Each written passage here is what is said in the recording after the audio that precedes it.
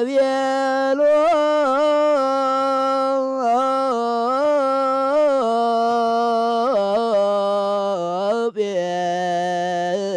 ጴጥሮስ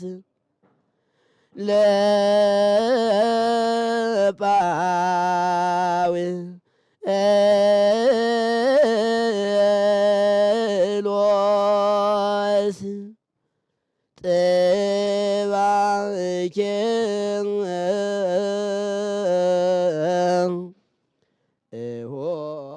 በስመ አብ ወወልድ ወመንፈስ ቅዱስ አሐዱ አምላክ። በመላው ዓለም የምትኖሩ የእግዚአብሔር ቤተሰቦች ሁላችሁም በያላችሁበት ጽንፈ ምድር እግዚአብሔር ሰላም ይብዛላችሁ። እንደምን አላችሁ? እንደምን ከረማችሁ? ለእግዚአብሔር መልካም ፈቃድ ዛሬ ያው ህዳር 26 ነው። በዚህ ዕለት አቡነ ኢየሱስ ሞዐ በዓል ነው ማለት ነው። እንግዲህ አቡነ ኢየሱስ ሞዐ ወላዲ አእላፍ የብዙሃን ቅዱሳን አባቶች ወላጅ ነው። አንዳንድ ጊዜ ሰዎች በትምህርት ሊቅ ይወልዳል፣ በቅድስናም ደግሞ ቅዱስን የሚወልዱ ብዙዎች አሉ። ዕውቀት ከቅድስና ያላቸው ግን ዕውቀት ከቅድስና በሁለቱም ሰዎችን የወለዱ አበውን ቅዱሳንን የወለዱ ብዙ ጻድቃን ዕውቀት ከቅድስና ጋር ይዘው በኢትዮጵያ ሰማይ ስር እንዲያበሩ ያደረጉ ወላዲ አእላፍ ተብለው የሚጠሩት ኢየሱስ ሞዐ ናቸው። ኢየሱስ ሞዐን ስንመለከት እንግዲህ ያው ኢየሱስ ሞዐ የተወለዱት በዚህ በሰሜኑ ሀገራችን ክፍል በጎንደር ክፍለ ሀገር በበጌምድር ስማዳ በተባለው አካባቢ ተወልደው ያደጉ ናቸው። ከልጅነታቸው ጀምሮ በትምህርት ያደጉ እጅግ ትጉ የሆኑ ከፊደል ገበታ ጀምረው መዝሙረ ዳዊት የተማሩ ወንጌል ዮሐንስን ተምረው መዝሙረ ዳዊትን አጠናቀው ኩሎ መጻሕፍተ ቤተ ክርስቲያን ዘብሉይ ወዘሐድስ የብሉይንም የሐዲሱንም ጠንቅቀው ያወቁ የተረዱ ታላቅ አባታችን ናቸው። ከዚያም በኋላ እንግዲህ 30 ዓመት ሲሞላቸው ከ30 ዓመት በኋላ ወደ ደብረ ዳሞ ጉዞ እንዲያደረጉ በደብረ ዳሞ ታላቅ የቅድስና ማዕከል የትምህርት ማዕከል በነበረ ጊዜ ስለሆነ ያን ጊዜ የተገኙ እሳቸው በተለይ በ13ኛው መቶ ክፍለ ዘመን አካባቢ የተገኙ ናቸው። እኚህ ታላቅ ጻድቅና ሊቅ አባት ወደ ደብረ ዳሞ ጉዟቸውን አድርገዋል ለምናኔ። በዚያም ሄደው አባ ዮሐኒ ከሚባሉ ታላቁ ገዳማዊ የደብረ ዳሞ ኮከብ ከሚባሉ መካከል አንዱ ናቸው። እንግዲህ ከአቡነ አረጋዊ ደቀ መዛሙርት ተከታታይ ደቀ መዛሙርት መካከል በአምስተኛ ሚሉ በአራተኛ በሶስተኛ ሚሉ ዙሮ በዚያ ላይ የተቀመጡ የገዳሙ ብርሃን ሆነው ማይቶቱ ነው የተቀመጡ ከኛ ሊቅ ነው። ከሳቸው ጋር በትምህርት ቆይተው ከዚያው አስኬማ እንደተደረገላቸው ቆብ ማለትም ምንኩስና ስርዓተ ምንኩስናን በ37 ወይም 39 ዓመታቸው እሱ እንደተቀበሉ መጻሕፍቶች ይናገራሉ። በተለይ ገድላቸው ስንክሳሩም ላይ በደንብ ይሄንን ተገልጿል ማለት ነው። ከዚያ በኋላ በዚያ በገዳመ ዳሞ ወይም ደብረ ዳሞ በዚያ አብረው ከአባ ዮሐኒ ጋር በነበሩበት ሰዓት ታላቁ መልአክ ቅዱስ ገብርኤል መልአከ ብስራት፣ መልአከ ፍስሐ፣ መልአከ ሰላም ብለን የምንጠራው መልአክ ተገልጾላቸው ወደ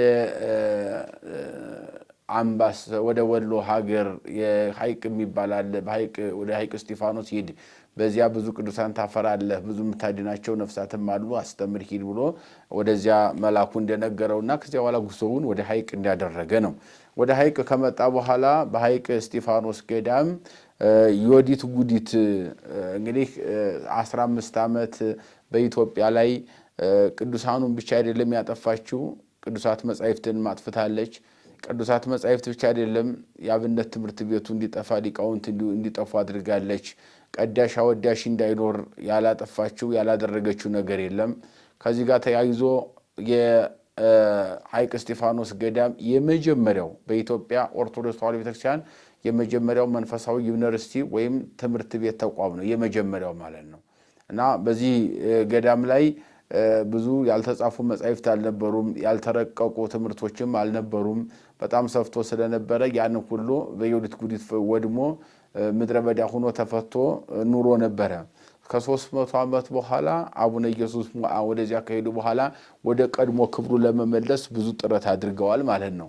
ይህንን ገዳም ወደ የእውቀት ማዕከልነቱ እንደገና የጥናት የምርምር የፍልስፍና የጥበብ መናኸሪያ የሆነ ቦታ ስለነበረ ወደዚያ ቦታው ለመመለስ ጥረት አድርገዋል። በዚህ መካከል ብንመለከት ብዙ ቅዱሳን ከዚያ በኋላ ተምረዋል። እነ አባ ዘጊዮርጊስ ዘጋስጫ፣ እነ ታላቁ ቅዱስ ብፁዕ አቡነ ተክለ ሃይማኖት ዘደብረ ሊባኖስ፣ እንደገና ደግሞ ሌሎችም ቅዱሳን በዚያው ወላዲ አእላፍ የተባሉትም ለዚሁ እነኚህ ቅዱሳን ሁሉ በዚያ እንዲገኙ ተደርጓል። እና አቡነ ተክለ ሃይማኖት በዚያው ነው የተማሩት፣ በዚያው ነው በረድነት የኖሩት።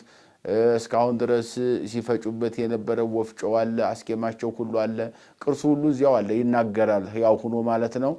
እነኚህም ሁሉ ቅዱሳን በጊዜው ያፈራ። በአንጻሩም እንደገና ሙሉ ድጓ ያለ ምልክት በምልክት ይዜም ነበር እንጂ ምልክት ተጽፎ ጭረት፣ ድፋት፣ ቅናት፣ አንብር የሚባል ነገር ባልነበረበት ሰዓት አጠቃላይ የቅርጽ የምልክት ቅርጽ የሌለበትን የምልክት ቅርጽ ደብረ እግዚአብሔር በሚባለው በሐይቅ አካባቢ ፊት ለፊት ያለ ደብረ እግዚአብሔር በሚባል ቦታ ላይ አባ ጊዮርጊስ ዘጋስጫ ታላቁ የቤተክርስቲያኗ የስነ መለኮት ጣራ የነካው ሊቅ ያንን ፍልስፍና ጾመ ድጓ ምዕራፍ እንደገናም ደግሞ ዝማሬ መዋሴት ተብሎ የኋለኛው ዘመን ትውልድ በሚማርበት ጊዜ በፈለገው ልክ መማር አለበት ብሎ ከፋፍሎ ያስቀመጠ እንደገናም በአይን የሚታይ በቅርጽ ተቀርጾ የተቀመጠ የሚዳሰስ ነገር ምልክትም ለድጓው ሰርቶ ድጓውን ውበት የሰጠ ማለት ነው። በአጠቃላይ ከቅዱስ ያሬድ ቀጥሎ ሰባተኛው የድጓ ፈላስፋና ሊቅ አባ ጊዮርጊስ ሁሉ ነገር ቅርጽ ያስያዘ የዜማን ቅርጽ ያስያዘ እሱም ብቻ አይደለም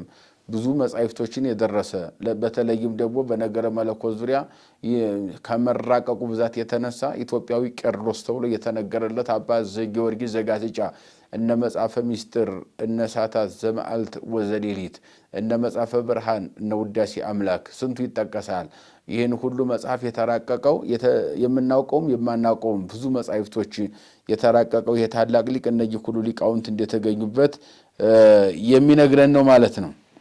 ስለዚህ ኢየሱስ ሞዐም በሐይቅ እስጢፋኖስ በተጋድሎ የኖሩ ታላቁ አባታችን አሁን በቤተክርስቲያናችን ይሄንን ገዳሙን በሚነሳበት ጊዜ ኢየሱስ ሞዐም ቁጥር 1 ሆኖ ይነሳል ማለት ነው። በዓሉንም ቤተክርስቲያን በልዩ ሁኔታ ታከብራለች። ያደረጉትን ተጋድሎ ለቤተክርስቲያን ያደረጉትን አስተዋጽኦ በአንጻሩ እንደገና ደግሞ በትምህርተ መንፈስ ቅዱስ ሐዋርያው ብርሃነ ዓለም ቅዱስ ጳውሎስ እንደተናገረው ወለድኩክሙ ለኩልክሙ በትምህርተ መንፈስ ቅዱስ በመንፈስ ቅዱስ ትምህርት ሁላችሁንም ወልጃችኋለሁ ወለድኳችሁ እንዳለ በትምህርተ መንፈስ ቅዱስ እነኚህን ሁሉ ቅዱሳን ከነገስታትም እነ ይኩኖ አምላክን አፄ ይኩኖ አምላክን ከቅዱሳን አቡነ ተክለ ሃይማኖትን እንደገናም ደግሞ እና አባ ጊዮርጊስ ዘጋስጫ ሌሎችም ሁሉ ቅዱሳን አእላፍ ቅዱሳንን በትምህርታቸው የወለዱ በምግባራቸው ያሳደጉ ታላቁ አባታችን አቡነ ኢየሱስ ሞዐ ዘሐይቅ ቅዱስ እስጢፋኖስ ገዳም እሳቸውን የምናስብበት ጊዜና ሰዓት ነው ማለት ነው። በዓላቸው የሚከበረው ያው ኅዳር ወር በገባ በ26ኛው ቀን በልዩ ሁኔታ በድምቀት በተለይም በዚያው ተአምር ባደረጉበት አእላፍ ቅዱሳንን በወለዱበት አእላፍ ቅዱሳንን አስተምረው በትምህርተ መንፈስ ቅዱስ ያሳደጉበት እንደገና ደግሞ ሥርዓተ ገዳምን ጥንቅቅ አድርገው ባስፋፉበት ተቀዛቅዞ የነበረውን የሐይቅ እስጢፋኖስ ገዳም የአብነት ትምህርት ቤትን ወደ ነበረበት ክብሩ ለመመለስ ብዙ ጥረት ያደረጉና ከፍ ወዳለ ደረጃ መልሰው ያሳደጉና አሁን ላለበት መሰረታዊ አብነት ትምህርት ቤት የቅድስና የገዳማዊ ሕይወት ማደግ ከዚህ መድረስ ትልቅ አስተዋጽኦ ያደረጉና የዚህም አባት ናቸው ብለን የምንናገርላቸው ታላቁ አባታችን አቡነ ኢየሱስ ሞዐ የምናስብበት ቀን ነው ማለት ነው። የጻድቁ አባታችን ረድኤት በረከት ከኛ ጋር ይሁን። የእግዚአብሔር ቸርነት አይለየን። ይቆያል።